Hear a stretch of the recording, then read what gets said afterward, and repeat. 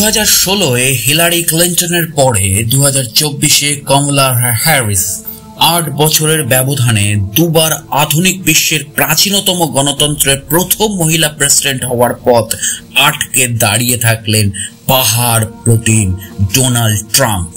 যাবতীয় জনমত সমীক্ষাকে তুড়ি মেরে উড়িয়ে বাজিমাত করলেন 78 বছরের যুবক বিতর্কিত নেতার পপুলিজমের রাজনীতি। কোন অঙ্কে এলো এই সাফল্য?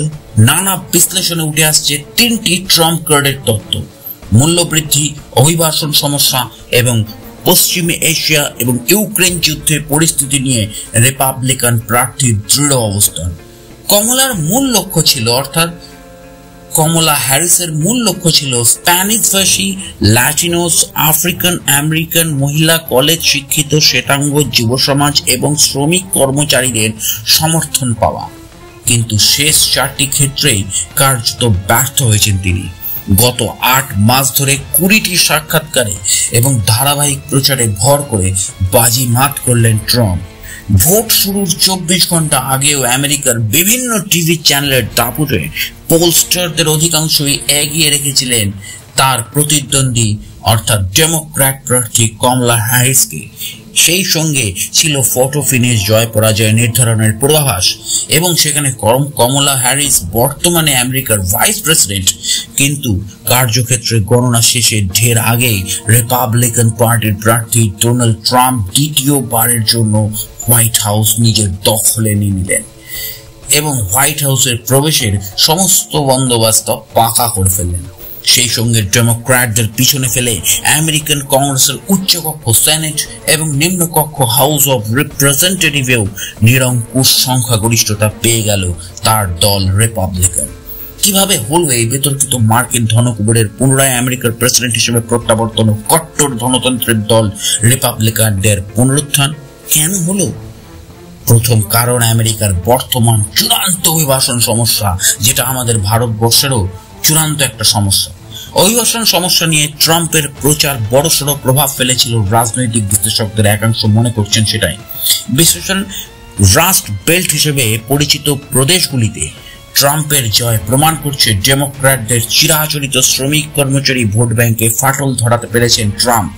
প্রচারে তিনি বারবার বলেছেন ভোটে জিতলে অবৈধ অভিবাসীদের বিরুদ্ধে কড়া পদক্ষেপ করবেন, সুরক্ষিত করবেন কল কারখানা দপ্তরের কর্মী, শ্রমিক শ্রেণী, আমেরিকানদের আর্থিক নিরাপত্তা। ফল বলছে সেই প্রচার কিন্তু আমেরিকার অরিজিনাল আমেরিকান শ্রমিক শ্রেণীতে প্রভাব ফেলেছে। ভোটের আগে প্রকাশিত একটি জনমত সমীক্ষায় বলা হয়েছিল 2009 থেকে 2024 সালের মধ্যে অভিবাসনের বিষয়টিকে প্রেসিডেন্ট নির্বাচনের সব থেকে বেশি গুরুত্ব দেওয়া ভোটারদের সংখ্যা 4.8% থেকে বেড়ে 14.6% এসে দাঁড়িয়েছিল। 15 বছরে এই সংখ্যা সব থেকে বেশি বেড়েছে 21 থেকে 24-এর মধ্যে। বাইডেনের জমানায় প্রায় 5.4%। বর্তমানে আমেরিকায় 4.78 লক্ষ অভিবাসী বসবাস করেন। ভাবতে পারছেন? বর্তমানে আমেরিকায় 4.78 লক্ষ অভিবাসী বসবাস করে পৃথিবীর বিভিন্ন দেশ থেকে। সবার টার্গেট থেকে আমি আমেরিকায় কিভাবে যাব? আমেরিকার শ্বেতাঙ্গ এমনকি কৃষ্ণাঙ্গ শ্রমিক কর্মচারীদের অনেকে মনে করেছেন তাদের রোজগারের নিশ্চয়তার আঘাত এবং তাদের রোজগারের আঘাত সবকিছু হানছেন এইসব সারা পৃথিবীর অভিবাসীরা। কমলা হ্যারিস অভিবাসন নিয়ে কড়া অবস্থান ঘোষণা না করায় ট্রাম্পের দিকেই ঝুঁকেছিলেন সাধারণ আমেরিকানরা। 2016 সালে ট্রাম্প প্রেসিডেন্ট হওয়ার পরে মেক্সিকো আমেরিকা সীমান্তে প্রাচীর তোলা, বহু অনুপ্রবেশকারীকে ফেরত পাঠানো, সীমান্তে পরিবারগুলিকে বিচ্ছিন্ন করে দেওয়া, বাচ্চাদের পরিবার থেকে আলাদা করা, এমন নানা মর্মান্তিক ঘটনা ঘটেছিল। 2020 সালে যখন বাইডেন প্রেসিডেন্ট হয়ে আসেন, তার নীতি হয় সীমান্তে শরণার্থীদের সঙ্গে মানবিকতা বজায় রেখে নিরাপদ আশ্রয় দেবার ব্যবস্থা করা হোক।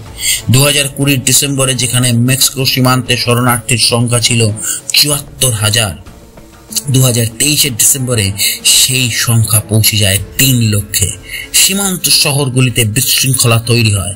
সেই পরিস্থিতিতে টেক্সাস, ফ্লোরিডার মতন প্রদেশগুলির গভর্নররা বাস ভর্তি করে বহু অবৈধ অভিবাসীকে নিউ ইয়র্ক, শিকাগো, লস অ্যাঞ্জেলেসের মতন এলাকায় পাঠিয়ে দিয়েছিলেন।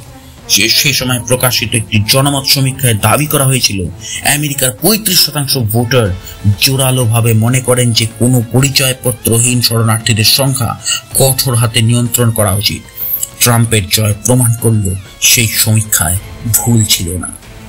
দ্বিতীয় কারণ অবশ্যই আমেরিকায় এই মুহূর্তে বেড়ে চলা লাগাতার মূল্য বৃদ্ধিতে জর্জরিত আমেরিকায় এবারের প্রেসিডেন্ট নির্বাচনে অর্থনীতি খুবই গুরুত্বপূর্ণ বিষয় ছিল।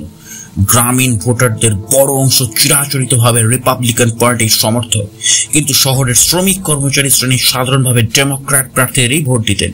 কিন্তু মূল্যবৃদ্ধি এবং আর্থিক সমস্যায় জর্জরিত অনেক ডেমোক্র্যাট ভোটার ট্রাম্পকে অপছন্দ করলেও এবার শেষ মুহূর্তে তার প্রতি সেই ডেমোক্র্যাট ভোটাররা আস্থা রেখেছেন। অনেকে আবার বুথমুখ হননি, যা কিছু দোদুল্যমান প্রদেশে এবার তাকে জিতিয়েছে। আমেরিকায় মূল্যবৃদ্ধি, আর্থিক মন্দা এবং উৎপাদন শিল্পের অধোগতিকে কাজে লাগিয়ে ট্রাম্প এদের মনে আউটসোর্সিং ছাঁটাইয়ের ভয় ঢুকিয়ে দিতে পেরেছেন। পাশাপাশি মূল্যবৃদ্ধি নিয়ন্ত্রণ এবং আর্থিক নিরাপত্তায় প্রতিশ্রুতি দিয়েছেন। বারবার ভোটদাতাদের কাছে প্রশ্ন ছুড়েছেন, বাইডেনের আমলে কি আপনারা ভালো আছেন?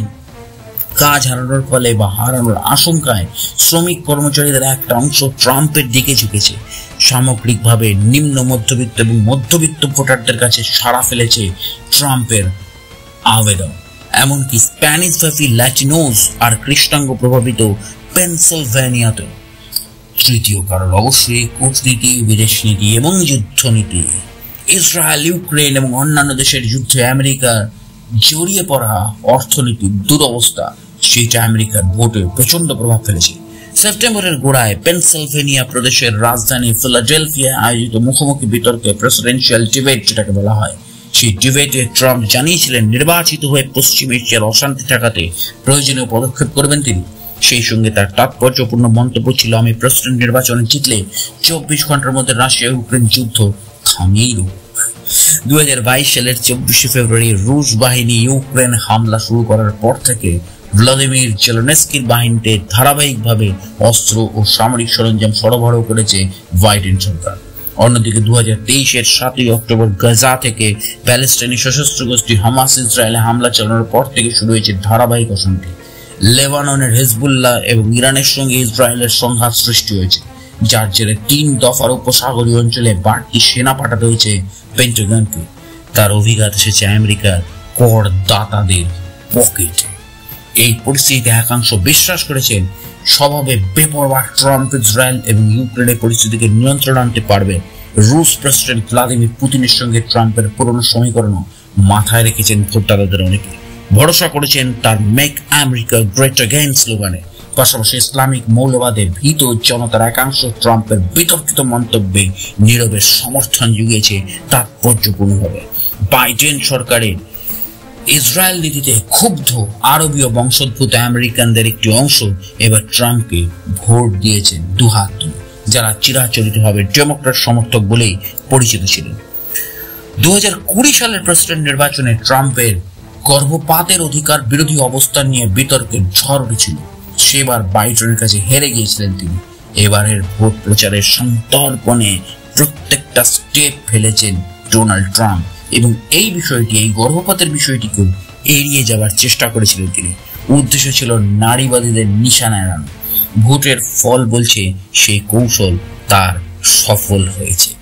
অন্যদিকে 4 বছর আগেকার ক্যাপিটাল হিংসা নিয়ে তার বিরুদ্ধে ডেমোক্র্যাট শিবির প্রচার চালালেও তার জনমানসে খুব একটা প্রভাব ফেলতে পারেনি। ফল মেলেনি ফৌজদারি মামলার দোষী সাব্যস্ত আমেরিকার প্রথম প্রেসিডেন্টের প্রচারেও। বস্তুত কমলা হ্যারিসের পরিচালিত পরিসংখ্যান ভিত্তিক যুক্তির সামনে তিনি যে খুব একটা সুবিধা করতে পারবেন না, সেটা প্রথম থেকেই বুঝে গেছিলেন ডোনাল্ড ট্রাম্প।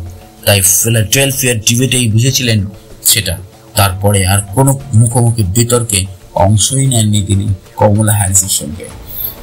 ডোনাল্ড ট্রাম্পের জয় এই মুহূর্তে আমেরিকার সাধারণ মানুষের জয় হিসেবেই দেখছি আমরা এবং বিশ্লেষকরা।